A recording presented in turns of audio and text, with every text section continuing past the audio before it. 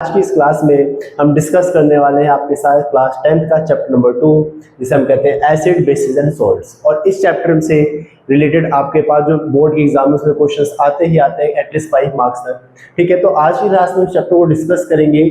और इस चैप्टर को जब हम डिस्कस करते हैं तो बेसिकली इसको हम दो पार्ट में डिस्कस करते हैं। सबसे पहला पोर्शन होता है हमारे पास एसिड्स एंड बेसिस का, वहीं दूसरा पोर्शन होता है हमारे पास सॉल्ट का। तो चलिए सबसे पहले हम बात करते हैं इसका पोर्शन नंबर फर्स्ट डिस्कस करेंगे इस चैप्टर का, जिसे हम कहते हैं एसिड्स एंड बेसिस। अगर हम बात करें एसिड्स एंड बेसिस की, तो एसिड्स को बेसिकली हम हिंदी में कहते हैं अम्ल, और अगर बात करें बेसिस की तो बेसिस को हिंदी में कहते हैं क्षारक। तो ये बेसिकली हम सबसे पहले डिस्कस करेंगे एसिड्स और बेसिस में डिफरेंस के बारे में। चलिए सबसे पहले हम बात करते हैं एसिड्स के बारे में। तो एसिड जनरली वो सब्सटेंसेस होते हैं जिनका टेस्ट कैसा होता है, सॉर होता है, जो स्वाद में खट्टे होते हैं। जैसे अगर हम बात करें फॉर एग्जांपल नींबू, आपने देखा होगा जो नींबू जो होता है, लेमन जिसे हम कहते हैं, इसका टेस्ट कैसा होता है, सॉर इन टेस्ट होता है। तो सबसे पहली बात, एसिड्स जो होते हैं, acids are sour in taste. जो अम्ल होते हैं, अम्ल स्वाद में खट्टे होते हैं।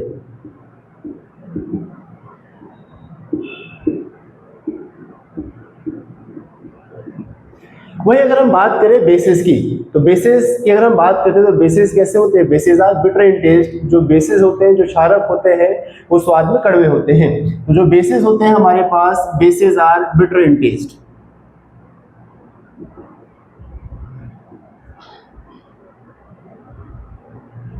जो क्षारक होते हैं, क्षारक स्वाद में कड़वे होते हैं।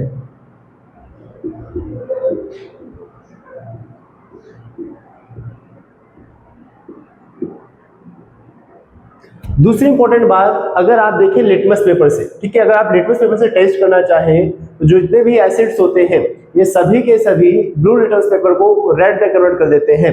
ठीक है जी, चलिए तो दूसरा पॉइंट है हमारे पास, जितने भी एसिड्स होते हैं, acids convert blue litmus into red. जो अम्ल होते हैं, नीले लिटमस को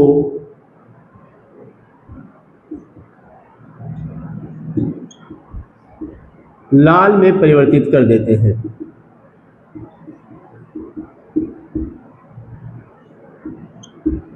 करते हैं। वहीं अगर हम बात करें बेसिस की, तो बेसिस जो होते हैं वो रेड लिटमस को ब्लू में कन्वर्ट करते हैं। तो बेसिस जो होते हैं एसिड का जस्ट अपोजिट काम करते हैं। बेसिस क्या करते हैं, bases convert red litmus into blue. क्षारक लाल लिटमस को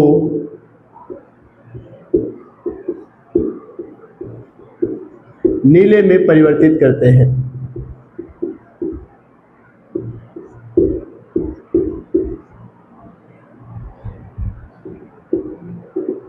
ठीक है, वही अगर हम बात करें थर्ड पॉइंट की, तो जितने भी एसिड्स होते हैं, अगर आप इन एसिड्स को वाटर में डालते हैं तो इनकी खास बात क्या होती है कि ये एसिड्स क्या करते हैं, वाटर में जाते ही H+ आयंस रिलीज करते हैं। कौन सा रिलीज करते हैं, H+ आयंस रिलीज करते हैं। ठीक है जी, तो ये तीसरी और इंपॉर्टेंट बात है कि जो एसिड्स होते हैं, acids releases H+ ions in water. अम्ल जल में H+ आयंस छोड़ते हैं।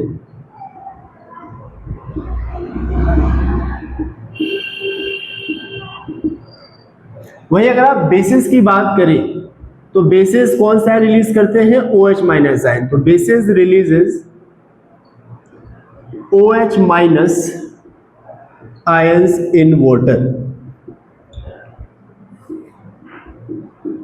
क्षारक जल में OH- आयन छोड़ते हैं।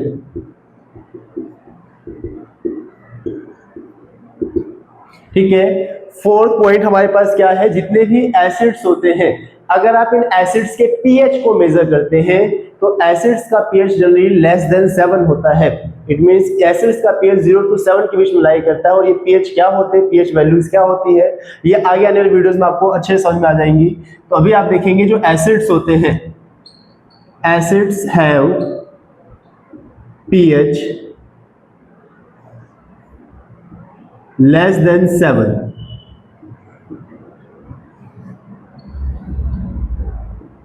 अम्ल का पीएच 7 से कम होता है।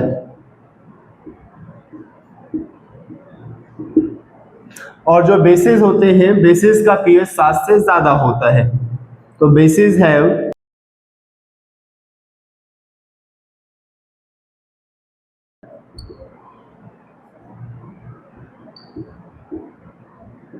क्षारक का पीएच 7 से ज्यादा होता है।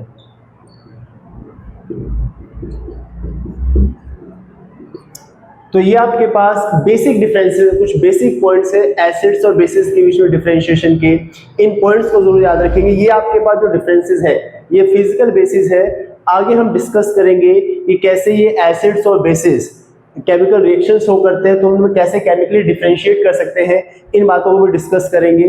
चलिए यहाँ तक की बात नोट डाउन कर लीजिए एक बार सभी, ठीक है।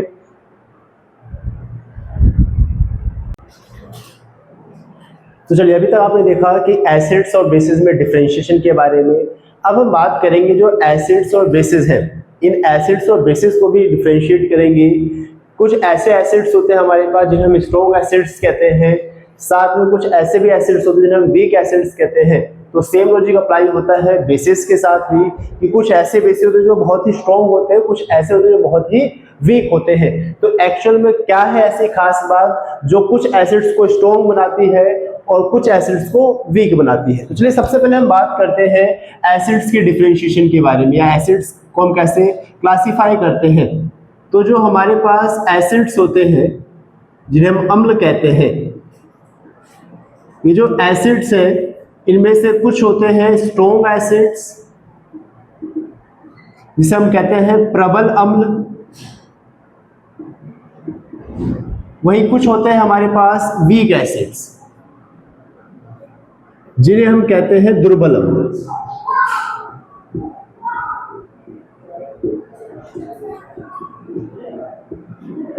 अब क्वेश्चन ये है हमारे पास कि ऐसे क्या खास बात है जो कुछ एसिड्स को स्ट्रॉन्ग बनाती है और कुछ एसिड्स को वीक। तो चलिए सबसे पहला कॉन्सेप्ट यह हमारे पास कि हमने डिस्कस किया है जितने भी एसिड्स होते हैं जब भी आप इन्हें वाटर में डिसॉल्व करते हैं तो एसिड्स हमेशा H+ आयन रिलीज करते हैं, और इसी H+ आयन की रिलीज करने की टेंडेंसी के अकॉर्डिंग, ठीक है, इन सभी एसिड्स को हम स्ट्रॉन्ग और वीक की कैटेगरी में क्लासिफाई करते हैं। अब बात करते हैं स्ट्रॉन्ग एसिड्स की।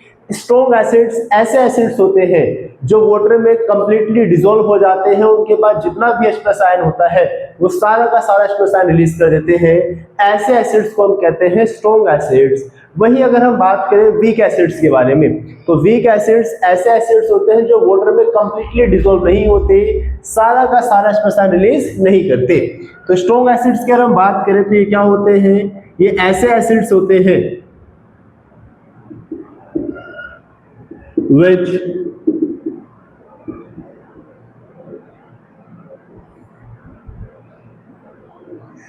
completely dissociate into water।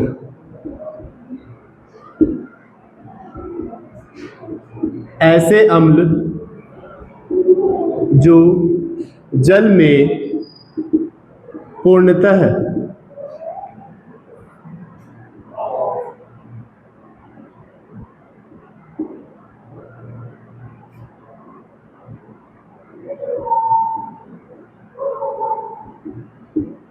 हो जाते हैं, ठीक है। अब अगर एग्जांपल्स की बात करें तो हमारे पास एक एग्जांपल है HCl जिसे हम कहते हैं हाइड्रोक्लोरिक एसिड।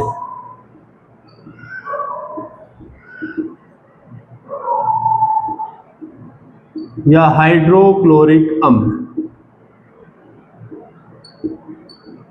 दूसरा एग्जाम्पल है हमारे पास H2SO4 जिसे हम कहते हैं सल्फ्यूरिक एसिड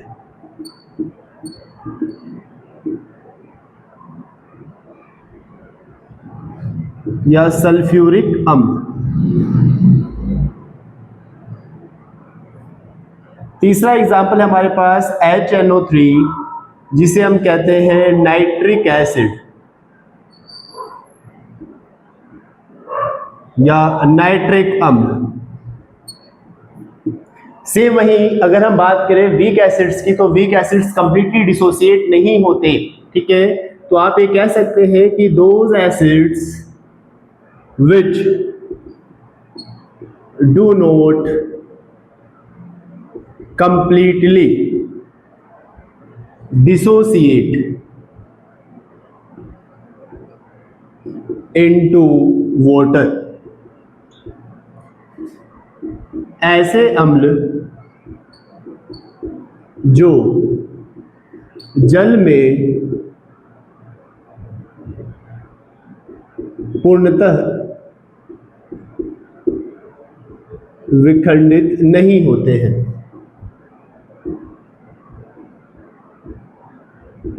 अगर इसके एग्जाम्पल की आप बात करते हैं तो एक एग्जाम्पल है हमारे पास H2CO3 जिसे हम कहते हैं कार्बोनिक एसिड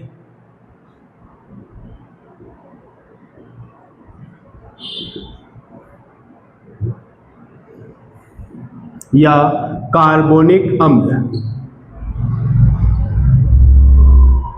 दूसरा है हमारे पास CH3COOH जिसे हम कहते हैं एसिटिक एसिड और एथेनोइक अम्ल, एथेनोइक एसिड।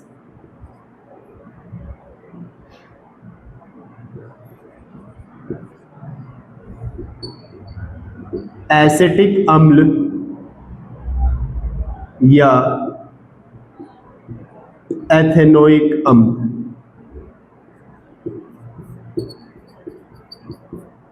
तो ये हमारे पास बेसिक डिवीजन एसिड्स और बेसिस के बीच में। सो एसिड्स बेसिकली स्ट्रॉन्ग एसिड्स और वीक एसिड्स की कैटेगरी के अकॉर्डिंग, ठीक है।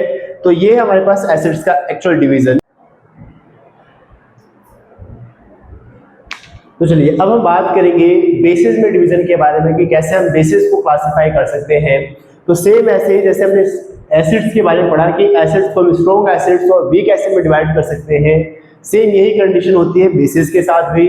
अगर आप बेसिस को वाटर में डिसॉल्व करते हैं तो बेसिस जो है वाटर में जाने के बाद OH+ आयन जो है रिलीज करते हैं। तो सेम लॉजिक यहाँ पे है कि अगर बेसिस जो है वाटर में जाने के बाद कंप्लीटली डिसोसिएट हो जाते हैं तो आप उन्हें कहेंगे कि दे आर स्ट्रॉन्ग बेसिस, ठीक है, और you can say they are प्रबल क्षारक, ठीक है। तो सेम कॉन्सेप्ट यहाँ भी है हमारे पास बेसिस के साथ कि बेसिस को भी हम बेसिकली दो पार्ट में डिवाइड करते हैं। एक है हमारे पास स्ट्रॉन्ग बेसिस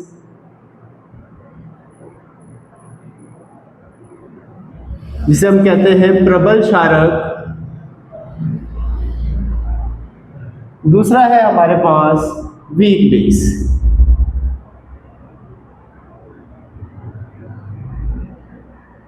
जिसे हम कहते हैं दुर्बल क्षारक। अब अगर हम बात करें स्ट्रॉन्ग बेसिस की, तो ये जो है वाटर में जाने के बाद कंप्लीटली डिसोसिएट हो जाते हैं। तो आप ये कहेंगे दोज बेसिस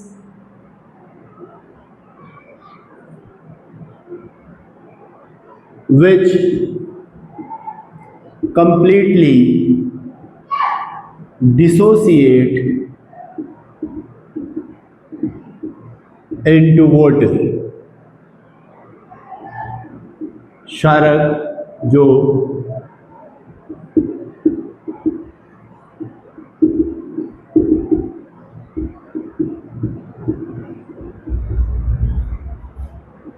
होते हैं। यहाँ पे हमारे पास कुछ एग्जांपल्स हैं। एक है हमारे पास NaOH जिसे हम कहते हैं सोडियम हाइड्रोक्साइड,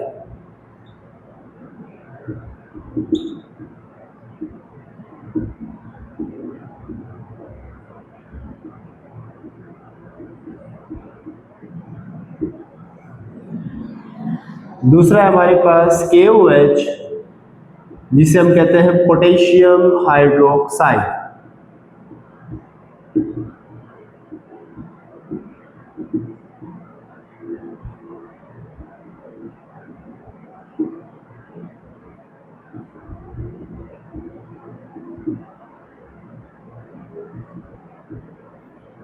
सेम ऐसा ही है हमारे पास CaOH2, जिसे हम कहते हैं calcium hydroxide.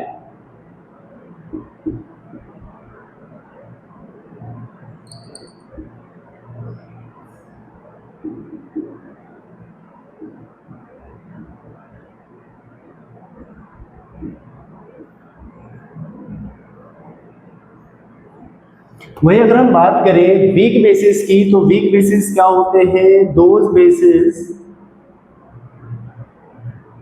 which do not completely dissociate into water। क्षारक जो जल में पूर्णतः घुलनशील नहीं होते हैं।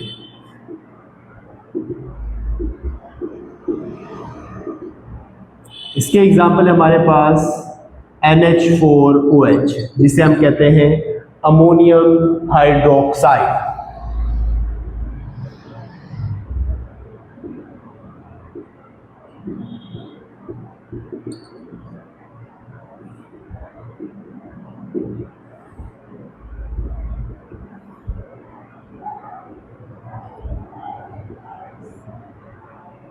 दूसरा है हमारे पास MgOH2, जिसे हम कहते हैं मैग्नीशियम हाइड्रोक्साइड।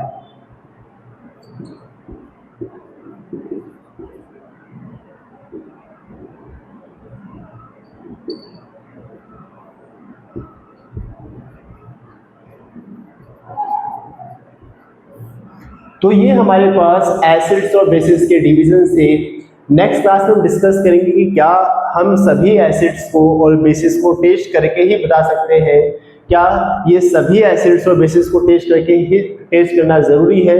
अगर हम सभी एसिड्स और बेसिस को टेस्ट करेंगे तो उसमें कंडीशन क्या है कि जो भी स्ट्रॉन्ग एसिड्स है, जैसे आपने टेस्ट करेंगे सब कुछ जला देते हैं, दे आर हाईली कोरोसिव, तो इसका मतलब हम सभी एसिड्स या बेसिस को टेस्ट नहीं कर सकते। तो नेक्स्ट क्लास में डिस्कस करेंगे कि फिर हम इन एसिड्स और बेसिस के बारे में कैसे डिफरेंशिएट करेंगे, कौन एसिड है कौन बेस है बेसिकली। तो नेक्स्ट क्लास में फिर जुड़ना ना भूले हमसे। नेक्स्ट क्लास में हम डिस्कस करेंगे कि कैसे हम एसिड्स और बेसिस को क्लासिफाई कर सकते हैं। तब तक के लिए जय हिंद जय भारत।